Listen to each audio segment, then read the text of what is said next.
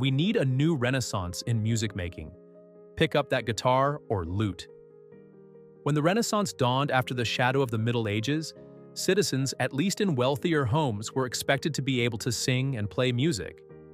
Among composers and musicians of the time, there was a revival of interest in the ancient Greek texts and philosophies that considered music to be a key part of a balanced education and character formation.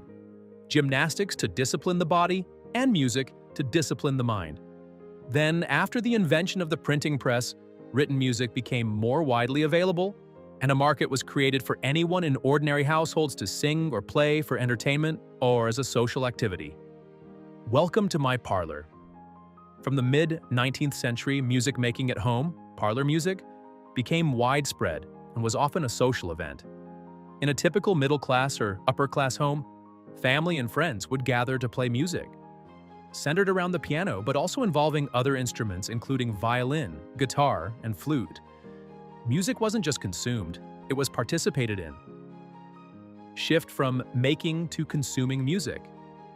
With the invention of recording technology, music listening started to replace music making at home. From early gramophone records to music on the radio, and then LP vinyl, listening to music was often a communal activity. In the 1980s, making and sharing cassette mixtapes was popular amongst music fans, an activity which is now being rediscovered by Gen Z along with the vinyl records experience. Compact discs followed, and then MP3 players around the turn of the century.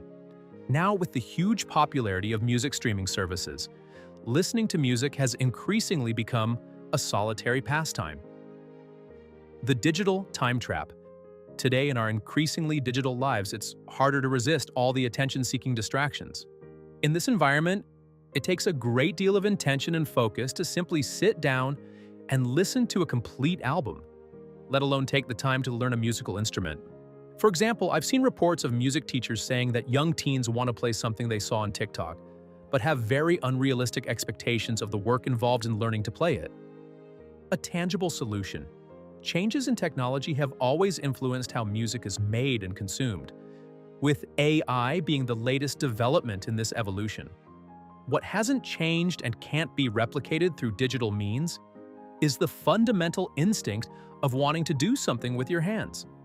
Whether it's making a meal from scratch, doing a DIY project, or playing an instrument, it taps into that deeply human drive to make something tangible.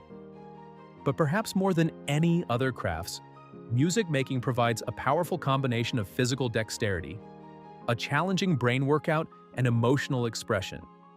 And unlike many digital activities, it can bring a sense of calm by grounding you into the present. So get back to learning that instrument, or at least go out and listen to some live music. Your body and soul will thank you for it.